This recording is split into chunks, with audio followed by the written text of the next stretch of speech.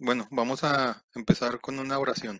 Amoroso y bendito Padre Celestial, Yahvé, te damos gracias esta noche por permitirnos reunir para seguir considerando tu palabra. Te pedimos humildemente que seas tú quien nos guíe con tu Espíritu Santo y que todo lo que vayamos a aprender lo pongamos en nuestra mente y nuestro corazón para beneficio en nuestras vidas y sobre todo para darte gloria y honra. Te pedimos también que nos cuides, nos ayudes y nos protejas y que también cuides a todos nuestros hermanos que están pasando por dificultades. Te pedimos por la salud de nuestros hermanos, también por todos los hermanos cristadelfianos que están alrededor del mundo y por todas las personas de buen corazón que quieren aprender y acercarse más para seguir tus mandamientos.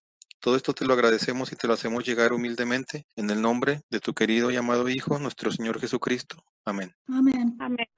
Muy bien, pues vamos a iniciar este nuevo estudio basado en 2 libros, que es Edificando el Vínculo Matrimonial, el cual también a su vez se apoya en el libro Matrimonio en la Actualidad. Y pues sobre todo vamos a estarnos apoyando en algunos textos bíblicos que pues van a reforzar el aprendizaje, sobre todo que está basado en la ley de Dios, pues quien ha establecido este tipo de relaciones para nuestro bien. Esta serie de artículos son traducidos del www.skynetwork.ca de la sección Paus Burling de Ed y Norma Thompson. Las sugerencias de las lecturas del libro Matrimonio en la Actualidad, escrito por Harry Lennon, y las secciones del libro Comunicación, escrito por Norma Whitney, son añadidos. La edificación del vínculo matrimonial es uno de los temas que trata de la familia. Los otros temas son la familia en sí, el ser padres, problemas sexuales, concentrarse en los jóvenes y el cuidado de los ancianos. Todos los temas se interrelacionan. Esta sección está centrada en la relación matrimonial y cómo cambia en el transcurso de los años. Pero al principio de la creación, hombre y mujer los hizo Dios. Por esto, dejará el hombre a su padre y a su madre, y se unirá a su mujer, y los dos serán una sola carne. Así que no son ya más dos, sino uno. Por lo tanto, lo que Dios juntó, no lo separará el hombre. En Marcos 10, del 6 al 9. Es bien interesante cómo este texto citado en Marcos 10, 6 al 9, también los encontramos en otras porciones de la Biblia, como en Génesis 2:24, que es el fundamento de este texto cuando pues Dios da este mandamiento y esta estructura y nace el vínculo del matrimonio, al igual también que en Efesios 5:31, exactamente mismas palabras están reflejadas en estas partes. Desde el principio, hombre y mujer juntos complementaron el propósito de Dios en la creación. Son diferentes en aspectos que encajan y apoyan uno y otro. La unidad de la carne incluye una unidad de propósito, una unidad de espíritu y una unidad de familia, compartiendo en esta relación íntima, empezando por abandonarse a sí mismo, por causa de amor al otro. Es el principio de entender la unidad de Cristo con el Padre y de la Iglesia con Cristo, dejando a su madre y padre. Es la transición a independencia y madurez. La nueva creación formada de una sola carne comparte en el hecho creativo de Dios para permitirle hacer obras entre la familia. Dios obra en la unificación del hombre y mujer, en un pacto entre personas que Él ha establecido y sancionado. Que pues aquí se nos está dando a saber lo que es el hijo que abandona a su padre y su madre para formar su familia e independizarse y así tomar madurez en una nueva familia. Sí, ese es un punto muy importante porque nos habla que es una transición y esta transición involucra a cada una de las personas donde salen desde su hogar cuando viven con sus padres, su padre y su madre, y pues va a ser una transición donde va a involucrar pues un cambio totalmente en la vida de la persona y requiere pues enfrentar una nueva vida independiente y estar asumiendo una madurez. Para mí estas son 2 palabras muy claves que constantemente pues tenemos que estar recordando necesitando cada día, ¿no? Para pues resolver y enfrentar las situaciones que se nos vayan presentando. Y por otro lado, hay 4 puntos en este párrafo muy importantes que engloban el concepto de unidad. Habla de la unidad en la carne, habla de la unidad en el propósito, de la unidad en el espíritu y de la unidad en la familia. Son 4 puntos muy importantes que un poquito más adelante les pido que lo tengan en mente, donde lo vamos a reforzar y a ver en qué puntos o en qué partes de la Biblia pues se están apoyando. Es muy interesante esto. Antes de pasar al siguiente libro, que aquí lo vincula, el matrimonio en la actualidad, hay una pregunta de reflexión, la cual dice, ¿cuáles han sido las maneras que Dios ha establecido y sancionado el matrimonio? Pues es una pregunta interesante que un poquito más adelante vamos a ver algunos puntos que nos van a ayudar a reforzar o a resolver esta cuestión. Entonces, pues nos pasamos al siguiente libro, el matrimonio en la actualidad. El matrimonio en la actualidad. ¿Por qué decir el matrimonio en la actualidad? ¿Se habrá modificado el matrimonio en estos días? ¿Es el matrimonio cristiano fundamentalmente diferente del matrimonio en los tiempos del Antiguo Testamento? Cuando Dios hizo al hombre y a la mujer, los crió en 2 etapas. Primero el hombre y posteriormente la mujer. El hombre fue hecho de polvo, pero la mujer surgió del hombre, Adán. Eva nunca experimentó la soledad que le tocó a Adán antes que ella fuera criada. Debe haber sido para Adán un momento de la más pura alegría, cuando despertando de su profundo sueño vio a Eva por primera vez, a diferencia de los animales, los cuales habían sido traídos ante él para que les pusieran nombres. Eva era hueso de su hueso y carne de su carne. Fue criada específicamente para él, deliberadamente después de él, porque Adán fue formado primero, después Eva. Primera de Timoteo 2:13. Primero de Corintios 11, 8 al 9. Y tampoco el varón fue creado por causa de la mujer, sino la mujer por causa del varón. El libro de Génesis capítulo 2 y versículo 22 y 23 para ver el contexto, dónde viene esta cita de Primera de Corintios. Y de la costilla que Jehová Dios tomó del hombre, hizo una mujer y la trajo al hombre. Dijo entonces Adán, esto es ahora hueso de mis huesos y carne de mi carne, esta será llamada varona, porque del varón fue tomada. Entonces, pues básicamente ahí vemos el contexto en el cual inicialmente Dios creó primero al hombre y después creó a la mujer de la costilla de Adán. Es bien interesante pues cómo nos establece Dios un orden, y este orden pues lo vamos a ver reflejado en el siguiente párrafo, que es bien interesante. El mundo moderno no acepta esta verdad, pero eso no la invalida. La ignoramos solamente a riesgo de nuestra felicidad presente y futura. ¿Pero por qué? Dios nos dice por qué. Le haré ayuda idónea para él. Génesis 2:18. Aquí, más adelante en el párrafo, bueno, me voy a permitir leer textualmente cómo dice la Biblia de Jerusalén. Génesis 2:18 dice: dijo luego Yahvé Dios, no es bueno que el hombre esté solo, voy a hacerle una ayuda adecuada.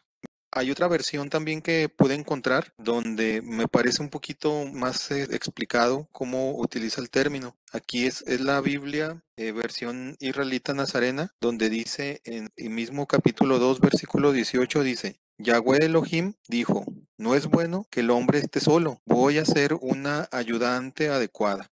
Una ayuda idónea significa una ayuda adecuada. Véase las versiones Dios habla hoy y Biblia de Jerusalén. La palabra ayuda significa exactamente lo que dice y ocurre en muchas partes del Antiguo Testamento, como por ejemplo en el nombre Eben Ezer, el cual significa piedra de ayuda. Pero, ¿qué significa una ayuda idónea o adecuada? La idea fundamental es de 2 cosas que corresponden una a otra, física y mentalmente. El hombre y la mujer son partes de una misma entidad, aunque puede existir en forma separada. Aquí hay un punto muy importante a resaltar, donde pues inicialmente nos introduce el concepto de una ayuda o una ayudante adecuada. Sin embargo, más que también una ayudante o una ayuda idónea, podríamos mencionar también que es un complemento, ¿no? Dice que son dos cosas que se corresponden una a la otra. Y pues básicamente lo vemos porque pues, el matrimonio es compañerismo, ¿no? Y es soporte, es apoyo, es ayuda y es colaboración. Entonces está muy bien cómo lo están resaltando en este párrafo. Los colores del arco iris son distintos y poseen sus cualidades individuales, pero todos ellos son necesarios para producir la perfecta luz blanca de donde proceden. Así es el matrimonio. Cada cónyuge encuentra en las otras características que son una fuente de maravilla y deleite. Dios nos hizo así. Estos son los ingredientes fundamentales de la forma de compañerismo que llamamos el matrimonio. Fue Dios mismo quien dijo: por tanto, dejará el hombre a su padre y a su madre y se unirá a su mujer y serán una sola carne. Génesis 2:24.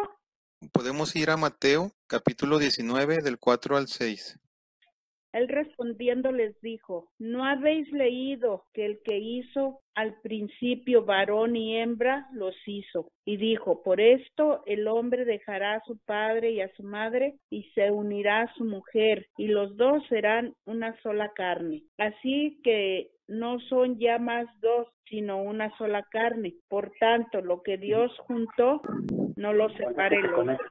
Muy bien, son palabras de nuestro Señor Jesucristo que está citando del mismo libro de Génesis que ya habíamos visto desde el inicio. Y esto básicamente nos reafirma el plan de Dios que tiene para la humanidad a través del vínculo del matrimonio y la institución de la familia. Entonces, bueno, vamos a pasar al siguiente subtema que se llama alianzas profanas. Como les había comentado en el libro anterior, hay 4 puntos que hablan acerca de la unidad y este concepto de unidad se engloba en 4 conceptos, que es la carne, el propósito, el espíritu y la familia. Entonces ahorita vamos a ver cada uno de estos puntos de forma detallada. Alianzas profanas, pero el camino del hombre no es el de Dios. Gran parte de los que se casan hoy en día ya sostuvieron relaciones sexuales con una o más personas. Esta es la libertad que los hombres y las mujeres han elegido disfrutar. No debe de ser así entre nosotros, no puede ser así entre nosotros. No tenemos libertad en este asunto porque Dios nos ha dicho cuál es el camino correcto. Pero fornicación y toda inmundicia o avaricia ni aun se nombre entre vosotros como conviene a santos. Porque sabéis esto, que ningún fornicario o inmundo o avaro que es idólatra tiene herencia en el reino de Cristo y de Dios. Efesios 5, versículo 3 y 5. Pues como les había comentado, hay 4 textos que encontré, los cuales involucran a estos 4 conceptos, que es la carne, el propósito, el espíritu y la familia. Y pues básicamente después de leer estos puntos, la Biblia nos va a ayudar a entender qué es lo que piensa Dios acerca del matrimonio y acerca del vínculo que se instituye entre 2 personas y de este mandato que Él nos da y por qué. Entonces, vamos a ir a 4 citas. La primera vamos a analizar acerca del propósito. Hay un texto que es el libro de Malaquías, capítulo 2, versículo 16. Porque Jehová, Dios de Israel, ha dicho que él aborrece el repudio, y al que cubre de iniquidad su vestido, dijo Jehová de los ejércitos: guardaos pues en vuestro espíritu, y no seáis desleales. Pues como podemos ver en este texto, aquí Dios está vinculando al hombre y a la mujer en una unión. Y esta unión, desde el pensamiento y el deseo de Dios, es que permanezca y no termine en una desunión, ya que ahí muy claramente nos dice que odia el divorcio. En cuanto a la carne, hay otro texto que encontré, que es Primera de Corintios, capítulo 6, versículo 16. ¿O no sabéis que el que se une con una ramera es un cuerpo con ella? Porque dice, los dos serán una sola carne.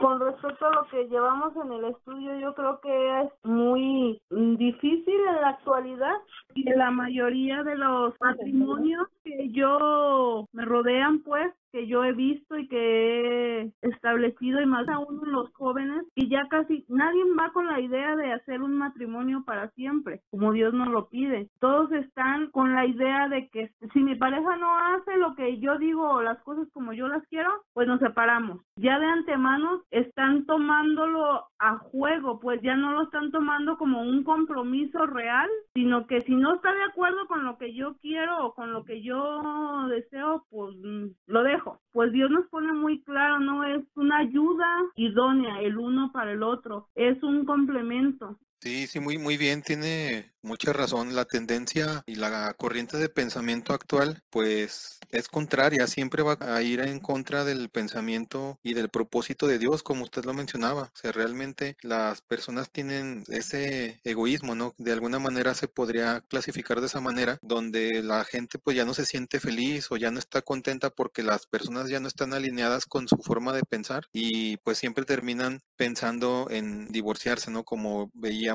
es una cosa que no le gusta a Dios. Sí, que la mayoría tiene la tendencia de que las cosas deben de ser como yo digo o debe de aceptar lo que yo quiero, y muchas veces no hay una comunicación, y siento que es igual en unión como hermanos. A veces también es, si no están de acuerdo conmigo, mejor me alejo. Si no aceptan lo que yo quiero, no, y se trata de buscar realmente lo que Dios nos pide, lo que Dios quiere de nosotros. Al menos yo así lo considero, y claro que es difícil convivir con más personas que tienen su punto de vista y su forma de pensar distintas en muchas ocasiones a las nuestras, pero siento que todo y para todo nos ha pedido siempre Dios el amor hacia las personas, el amor hacia tu pareja, el amor hacia lo que vas a hacer en la vida, el amor hacia mis hermanos, en la palabra en sí, pues creo que en eso consiste el amor hacia todo. Es correcto. Bueno, en este texto de Primera de Corintios 6:16 me llamó la atención porque pues se habla al principio del párrafo que pues gran parte de las personas que ya están casadas anteriormente pues ya tuvieron relaciones sexuales con una o más personas, ¿verdad? Y bueno, de esta manera yo puedo relacionar este texto porque pues aquí habla de alguien que se une a una prostituta en este sentido y dice que llega a ser una sola carne con ella. Y pues nosotros entendemos que pues estas personas se unen con muchas más personas, ¿no? Así lo ilustra la Biblia y le da este sentido importante en el cual se debe de permanecer esta exclusividad con la pareja. Entonces, recordemos que no es el punto de vista de nosotros como personas, sino la Biblia refleja el punto de vista de Dios. Entonces, básicamente lo que aquí nos está tratando de decir es ver este tema como Dios lo ve, y así como sus mandatos han sido pues rectos, también deberíamos de darle un carácter pues espiritual, ¿no? Un carácter de exclusividad. Yo en este punto quisiera añadir también en el libro de Oseas, en el capítulo 1 y capítulo 2 al inicio, le manda a Oseas. Voy a leer nada más el Oseas, capítulo 1, versículo 2. Dice, comienzo de lo que habla Yahvé por medio de Oseas. Dijo Yahvé a Oseas, ve, tómate una mujer dada la prostitución e hijos de prostitución, porque el país se está prostituyendo completamente apartándose de Yahvé.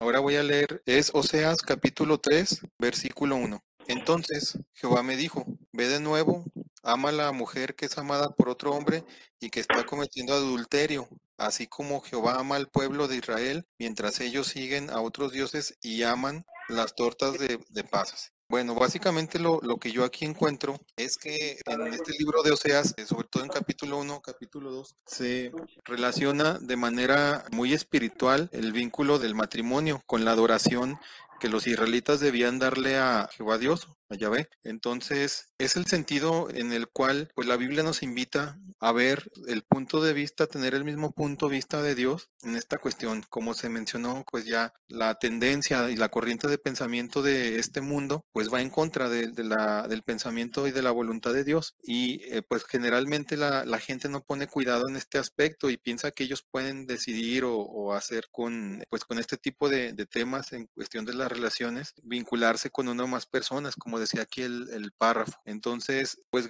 gracias a estos textos, pues nos aluden a darle esta importancia y a adoptar el mismo punto de vista como lo ve Dios. Quizás si nosotros lo viéramos de un punto de vista como sagrado o como espiritual, pues realmente nos llama la atención de que la ley de Dios, pues tenemos que cumplirla como Él quiere, porque pues en el pasado, en el tema de la adoración, también hubo consecuencias negativas cuando ellos se separaron de la adoración verdadera. Tocando el punto espiritual que veníamos recordando del que es la unidad, que también involucra al espíritu, quisiéramos leer el libro de Hebreos, capítulo 13, verso 4. Honroso sea en todos el matrimonio y el hecho sin mancilla, pero a los fornicarios y a los adúlteros los juzgará Dios. Pues aquí se nos está diciendo pues también, ¿verdad? Que debemos honrar pues el matrimonio sin mancillarlo, sin cometer adulterio, pero a los fornicarios y a los adúlteros, o sea que los que fornican y hacen adulterio, pues Dios es quien nos va a juzgar. Sí, a mí también me llama mucho la atención, como lo cita textualmente, honrar el matrimonio. En otra versión, en la Biblia de Jerusalén, aquí lo menciona como tener todos en gran respeto al matrimonio. Y pues básicamente volvemos al mismo punto, ¿no? Tener este gran respeto o esta honra por las leyes de Dios, pues realmente es algo muy importante que en todo momento, pues Dios aprecia de cada uno de las personas que desean seguir su autoridad y someterse a Él, a sus leyes. Entonces, esta palabra honrar, pues a mí me transmite ese sentido de pureza, ¿no? Ese sentido de respeto y de observancia constante a una ley que pues ha dispuesto Dios. Y sobre todo también menciona la frase no contaminar. Entonces, ninguna de las cosas que nos manda la ley a no cometerlo, pues no se deberían corromper, porque en ese momento así lo ve Dios, ¿no? Como un vínculo limpio, un vínculo puro, y el hecho en el cuando la gente actúa de forma contraria en este punto, pues lo ve como que algo que ya se está echando a perder, ¿no? Como una contaminación. Bueno. Hay otro texto que encontré que me llamó mucho la atención, que es el último punto que nos comentaba el párrafo acerca de la unidad, que incluye el concepto de la familia. Finalmente, la familia pues se instituye a través también del vínculo del matrimonio que lo estableció Dios. Encontré el libro de Efesios, capítulo 2, y bueno, serían 5 versículos. Sería el 12, 13, 17, 18 y 19.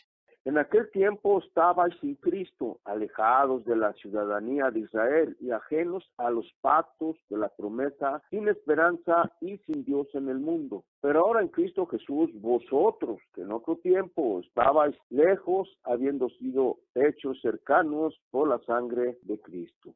Efesios capítulo 2, pero ahora vamos a leer versículo 17, 18 y 19. Y vino y anunció las buenas nuevas de paz a vosotros que estabais lejos y a los que estaban cerca, porque por medio de él los unos y los otros tenemos entrada por un mismo espíritu al Padre. Así que ya no sois extranjeros ni advenedizos, sino conciudadanos de los santos y miembros de la familia de Dios.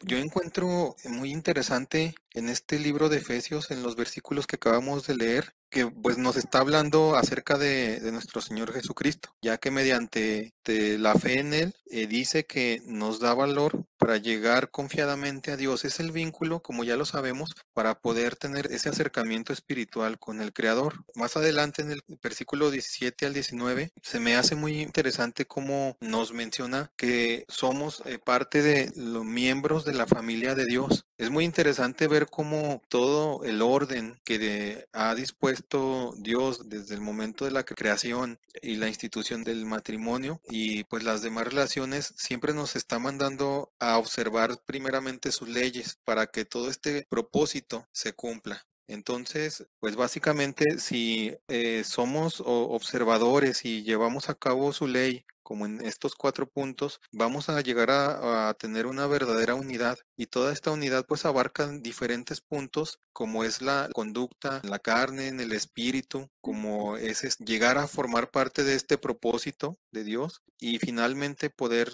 considerarnos como parte de la familia de Dios.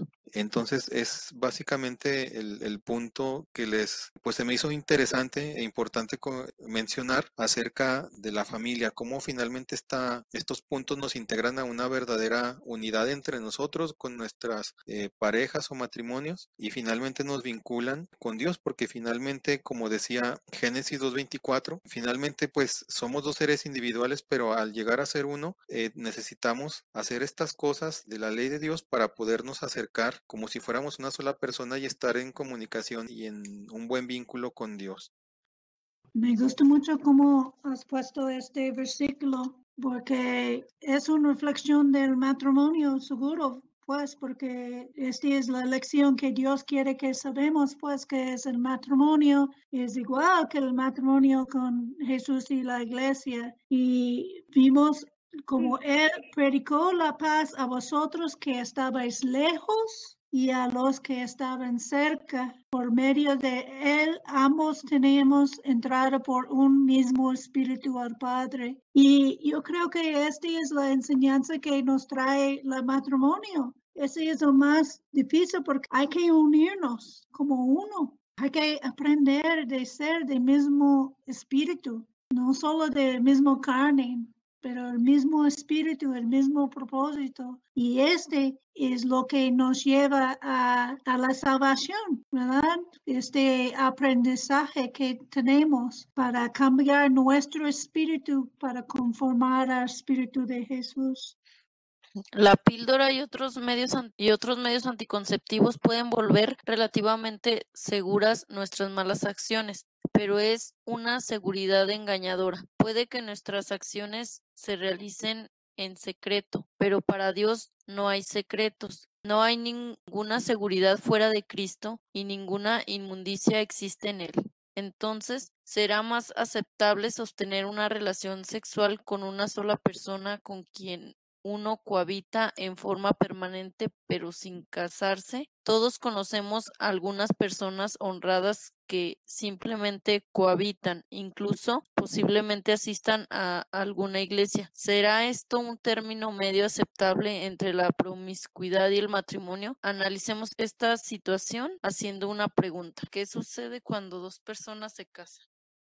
¿Qué sucede cuando dos personas se casan? Además del hombre y su esposa, hay un tercer participante en el compromiso matrimonial, la sociedad. Y si el matrimonio se toma como voto, también hay otro participante más, Dios. Esto dijo el escritor inglés Samuel Johnson hace más de 200 años. Sus palabras reflejan el punto de vista bíblico. En el verdadero matrimonio hay tres clases de participantes. El hombre y su esposa, ellos acceden por separado y conjuntamente a lo que se está llevando a cabo. Su consentimiento mutuo también afecta a otras personas. La sociedad. Esto incluye los padres de los contrayentes, sus familiares y amigos, además de la sociedad en general. Cuando dos personas expresan su intención de casarse, surge una serie de interrogantes sensatos. Por ejemplo, ¿ya está casado alguno de ellos? Es por esta razón que en Inglaterra cada uno de los contrayentes tiene que afirmar: yo, John Smith, no conozco nada que impida que yo sea unido en matrimonio contigo, Mary Brown. El aviso de matrimonio tiene que ser presentado en la oficina de registro civil para que se pueda realizar una investigación de las personas involucradas y para que el matrimonio sea registrado para la posteridad. Esta clase de afirmación pública sirve para informar a todos que los dos contrayentes pertenecen el uno al otro de una manera especial. Es una señal de que ninguna otra persona debe ambicionar sostener una relación con ninguno de ellos en lo que a intimidad física y compañerismo especial se refiere. Los familiares de ambos contrayentes son afectados de manera inevitable por lo que se está realizando y gozarán de ciertos privilegios y llevarán ciertas responsabilidades como consecuencia del matrimonio. Por último, el matrimonio protege a los hijos, quienes tendrán dos padres legalmente responsables por su cuidado y educación. Los hijos llevarán el apellido familiar gozarán los derechos legales de su situación y encontrarán seguridad y amor en una forma que solo puede ser proporcionada por el matrimonio. Rápido, solo agregarme, me llama la atención como dice que el matrimonio protege a los hijos. Estaba viendo hace un tiempo, no recuerdo, un documental sobre Alemania, de que ya muchas personas no se casan, simplemente cohabitan. Y entonces cuando después de muchos años se divorcian, pues el padre no tiene ninguna obligación legal con sus hijos, no tiene que pagar ninguna ayuda económica a la madre. Y se estaba haciendo, el documental era como que tanta libertad y al final los hijos son los que salen perjudicados por toda esa libertad que tienen los padres. Y bueno, me llamó la atención con esta última parte del párrafo. Solo eso. Sí, es correcto. Incluso, bueno, aquí en México, donde vivimos, también llega a ser un problema cuando las parejas están pues cohabitando. Sencillamente con el tema de la salud, cuando pues ellos no podrían dar de alta en el Seguro Social para poder recibir una atención médica, los hijos, si no están pues reconocidos también por el padre, ¿no? Entonces, es como usted lo menciona, también aquí, en este carácter de recibir atención médica, pues serían los primeros afectados. Eso es triste.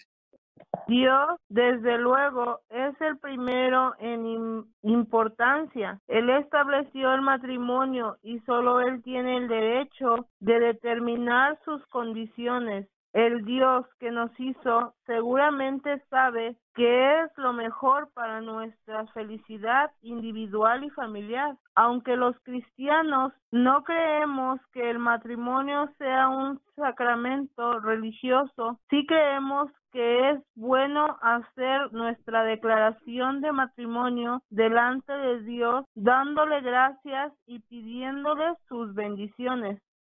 La respuesta a preguntas básicas. Lo que acabo de decir acerca del matrimonio demuestra que la promiscuidad sexual y la cohabitación crean un gran desorden. Aunque la cohabitación parezca satisfactoria, viola los principios básicos de las relaciones humanas. Dios es hecho a un lado, nuestros familiares y amigos y la sociedad en general no saben en qué quedan. Y los hijos que resultan de la unión quedan a la deriva sin ancla en la mar de la indulgencia egoísta de sus padres. Cuán acertado fue y es Dios en todo. Solo lo que dice es cierto que con la falla de todo, la base del matrimonio, vimos la degradación de todo lo que está pasando en la sociedad, ¿verdad? Los niños perdidos, la gente no puede sostener relaciones que duren, pues, que son fuertes. Tu propio egoísmo hace que las relaciones no maduren, ni la gente. Sí, es correcto. Y pues vemos que también realmente el matrimonio no es fácil, ¿no? Sino ya conjuntar a dos personas con diferentes personalidades, siempre van a existir choques y diferencia de opiniones, quizá diferentes maneras de pensar, de sentir y de actuar. Entonces eso lo vuelve más complicado. Sin embargo, yo creo muy personalmente que el tomar a la Biblia y a la ley de Dios como una base para poder seguir y avanzar y caminar en la vida realmente siempre nos llevará con éxito. Y finalmente, pues como dice el texto de Isaías 48:17, es quien nos enseña provechosamente y siempre nos encamina por el camino en el que debemos de seguir para que finalmente a nosotros, a nuestras familias, a nuestros hijos, siempre nos vaya bien, ¿no? Entonces, pues vemos que es un Dios muy amoroso en el cual no nos da la ley pues simplemente por ningún motivo, ¿no? Sino más bien es para cumplir su voluntad y esto siempre produce una verdadera, duradera felicidad. Nuevamente, Padre bendito, Dios todopoderoso, Dios de Abraham, Isaac y Jacob y Dios nuestro. Nuevamente, Padre bendito, te damos las gracias, Señor, por este día de gozo que nos has regalado en tu santa palabra. Te rogamos, pues, Padre bendito, perdonen nuestros pecados para ser dignos de estar en tu presencia. Te damos las gracias por todas las bendiciones recibidas y por las pruebas que nos has regalado, para ti forjarnos un carácter según sea tu voluntad. Te pedimos bendiciones para todos nuestros hermanos aquí presentes y hermanas, y así mismo para todos nuestros hermanos cristianos en esta tu tierra, por todos los que tienen sed y hambre de tu justicia, por la paz de tu pueblo Jerusalén y la pronta venida de tu Hijo Jesucristo. Hágase tu voluntad, Padre nuestro y no la nuestra, te lo rogamos en el bendito nombre de Jesús. Amén. Amén. Amén. Amén. Amén. Muchas Gracias por gracias. todo. Muchas Muchas gracias. Muchas gracias, hermanos.